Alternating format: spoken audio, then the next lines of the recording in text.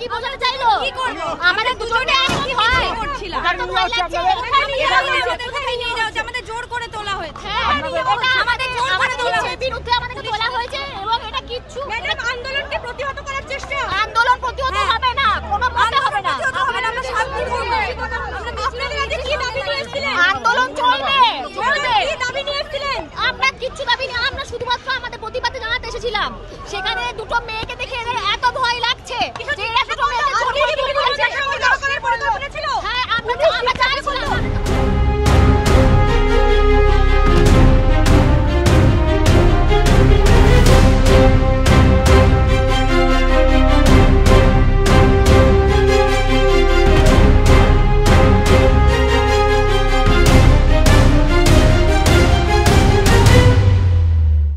Download করুন এই সময় অ্যাপ iOS ও অ্যান্ড্রয়েডের জন্য।